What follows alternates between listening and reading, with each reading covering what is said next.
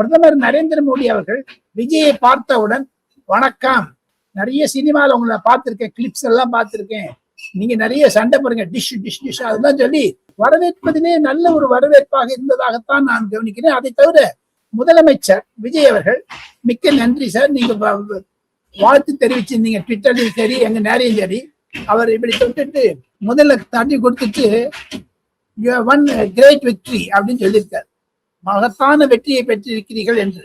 அதையெல்லாம் நான் அதிகாரிகளிடம் அந்த போட்டோகிராஃபரிடம் நான் கேள்விப்பட்டேன்.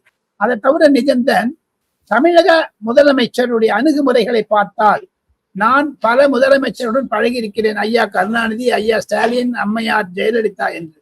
நான் சிறு வயதில் சிறு நிருபராக இருந்த பொழுது தினமணியில் சென்னையில் மெயில் என்ற ஒரு ஆங்கில பத்திரிகை வந்து கொண்டிருந்தது. அதில் நான் ட்ரெயினியா போனேன். அப்பெல்லாம் நான் எம்ஜிஆர் பார்த்திருக்கேன். நான் 1971, 72, 73 சொல்றேன். நான் அந்த அமைச்சர்கள்லாம் அவர் டெல்லிக்கு வந்த போது, எம்ஜிஆர் டெல்லிக்கு வந்த போதெல்லாம் நான் தினமணியில நிருபராக இருந்தேன், டெல்லி நிருபராக. அந்த அமைச்சர்லாம் பார்த்தப்புறம் விஜயனுடைய அணுகுமுறைகள் ஒரு நூதனமாக இருப்பதாகத்தான் நான் பார்க்கிறேன். எந்த அதிகாரியும் அருகே வைத்துக் கொள்வதில்லை, எந்த அமைச்சரையும் வைத்துக் கொள்வதில்லை. விஜய் அவர்கள் தமிழ்நாட்டின் முதலமைச்சரை தவிர தமிழ்நாட்டின் சீஃப் எக்ஸிகியூட்டிவ் ஆபீசர், சிஇஓ மாதிரி ஒரு கம்பெனி அஃபேர்ஸ் மாதிரி பண்றாரோ எனக்கு மனசுல ஒரு ஆர்வம் வந்து விட்டது.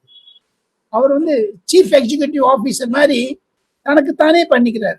இங்க டெல்லிக்கு வரத்துக்கு முன்னாடி நிஜம்தான் தமிழகத்தில் இருக்கக்கூடிய உயர் தொழில் அதிபர்களையும், அதை தவிர விவசாயிகளையும், அதை தவிர வல்லுநர்களையும் பார்த்து பேசி தமிழகத்தை பற்றி பிரதமரிடம் என்ன கேட்க வேண்டும், பிரதமர் என்ன கேட்டால் பதில் சொல்ல வேண்டும் என்பதை தனக்குத்தானே தயாரித்துக் கொண்டார்.